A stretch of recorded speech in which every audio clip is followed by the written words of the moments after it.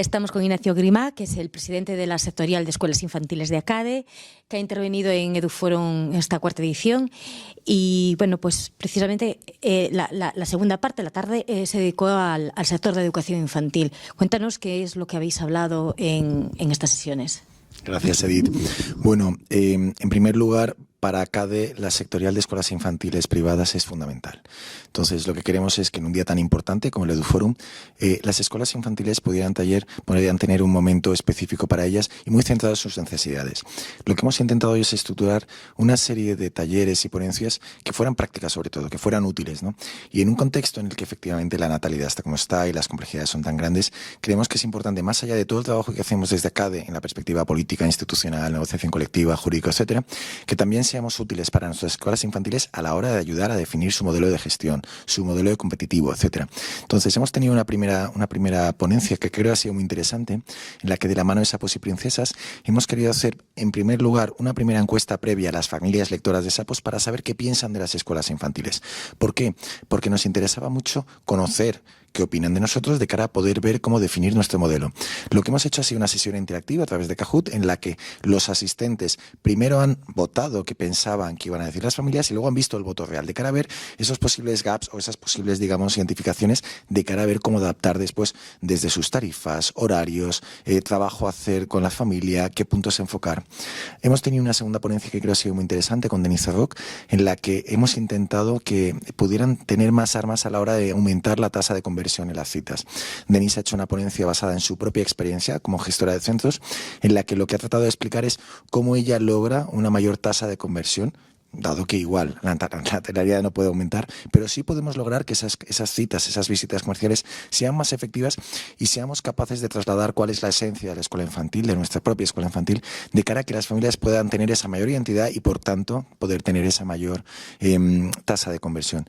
Y luego, por último, también hemos querido tener una última ponencia con Menchu Cuesta, una magnífica formadora, en el que está haciendo una sesión de cuentos motorizados.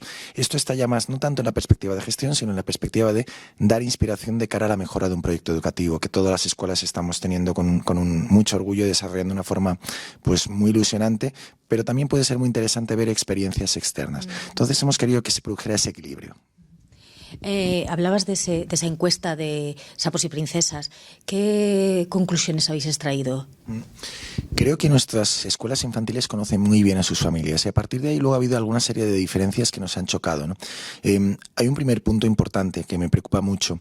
Desde ACADE estamos trabajando permanentemente por explicar, por evidenciar a las instituciones, políticos, familias, que nuestro trabajo no es solamente asistencial, que es también muy educativo. Entonces hemos querido en primer lugar profundizar sobre qué pensaban las familias y hemos visto que ahí tenemos una buena primera base. Las familias en base a esa encuesta sí nos están evidenciando que nos valoran por la parte asistencial, por supuesto, pero también mucho por la parte educativa. A partir de ahí hemos tenido algunos aspectos diferenciales y curiosos, ¿no? Pues por ejemplo, sigue siendo todavía la cercanía, las referencias, el principal punto de decisión. Tenemos que trabajar toda la parte internet, SEO, Google, etcétera, pero no tanto como a lo mejor alguien podría pensar. Esto es una mera referencia que nos dan, ¿no? Por ejemplo, nos da muchas pistas sobre cuáles son los factores de decisión en términos de horarios, logística, extraescolares. Y la verdad es que creo que ha sido muy interesante, ¿no? Yo creo que todos los asistentes han llevado muchas notas de cara a poder meditar y poder adaptar posteriormente, ¿no? ¿Qué es lo que está demandando más las familias de una escuela infantil? En primer lugar, y yo creo que a lo largo de la jornada de hoy hemos tenido ya varios ponentes que han coincidido, ¿no? Seguro que estamos muy condicionados por el contexto post-COVID. Por ejemplo, el punto de socialización ahora mismo es aún más importante de lo que podía ser antes de la pandemia, ¿no? Ahora mismo las familias están evidenciando esta perspectiva, esta necesidad de que el niño socialice. Obviamente, en segundo lugar, desgraciadamente o agraciadamente, la perspectiva de conciliación también está ahí. Como te decía, somos útiles para las familias, somos necesarios y nos siguen demandando cada vez más, incluso en un contexto en el que el teletrabajo se ha implementado, etcétera. Pero saben, desde la perspectiva de lo que supuso el cierre, que el rol de la escuela infantil es fundamental. Pero hay un tercer punto que también nos parece, como te decía antes, fundamental, es que nos valoran por el proyecto educativo, que nos valoran porque entienden que el desarrollo cognitivo del niño es distinto estando en casa a quedándose o viniéndose con la escuela, que el trabajo especializado que realizamos aporta un valor muy importante, ¿no? Y en ese punto nos ha gustado mucho saber, ¿no?, que las familias están poniendo ese foco y ahora nos queda a nosotros trabajar y profundizar en esta vía. Se habló también a lo largo de la jornada en las ayudas a la natalidad, al fomento de la natalidad.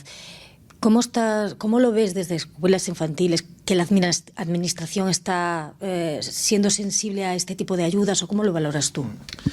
Es una pregunta muy complicada, con mucha profundidad, que voy a tratar de resolver muy rápidamente. En primer lugar, mi lectura es que tanto el Gobierno central como las comunidades autónomas están haciendo un esfuerzo insuficiente todavía en términos de ayudas a la natalidad y en algunos casos además inadecuados, ¿no? Ya trasladamos la poca idoneidad que puede tener, por ejemplo, la escolarización de niños de 0 a 3 en colegios públicos que no tienen una adaptación adecuada. Entonces, no solamente en algunos casos están siendo insuficientes, sino que en algunos otros están siendo desacertadas.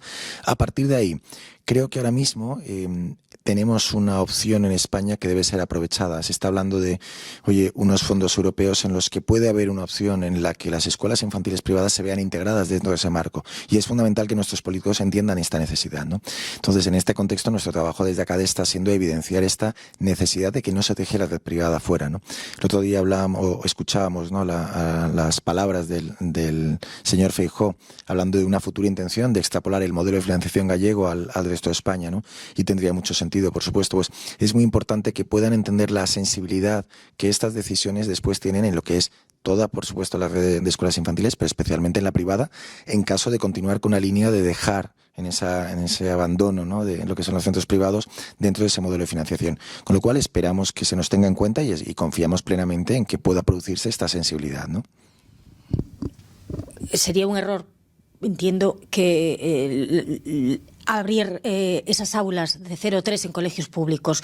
Sin embargo, parece que es por lo que están apostando. ¿Cómo lo estáis viviendo vosotros desde el sector? Pues desde luego muy mal, porque es muy difícil competir. Tú puedes hacer una apuesta decidida por la diferenciación, por la especialización, pero contra un modelo absolutamente gratuito es complicado, ¿no? En segundo lugar, es que creo que aquí tenemos que hacer una reflexión como país en términos de eficiencia económica. Tú ya tienes una red privada creada, que las circunstancias del COVID y algunos otros aspectos han condicionado en ese término de ocupación.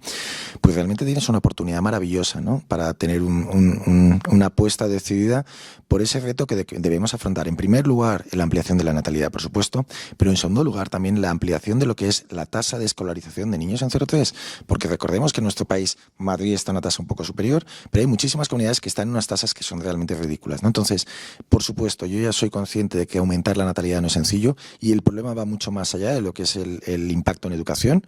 Como país es un punto en el que espero que nuestros dirigentes lleguen a acuerdos relevantes, pero en segundo lugar sí que creo que se puede producir esa apuesta decidida por ese aumento de la tasa de escolarización y en el que, por supuesto, necesitamos que la red privada pueda contar con todo el apoyo de nuestros dirigentes, porque en otro caso, como te decía, es muy difícil competir en un contexto como este. Y ya para terminar, cuéntanos los retos que tenéis por delante en el sector que presides tú, en la educación infantil privada. Pues está ligado con estos puntos. En primer lugar, como te decía, evidenciar que el sector, por supuesto, tiene un rol asistencial muy importante, pero un rol educativo también fundamental. Y trasladar este mensaje a nuestras familias, recordarles el trabajo tan especializado que realizamos, creo que es fundamental.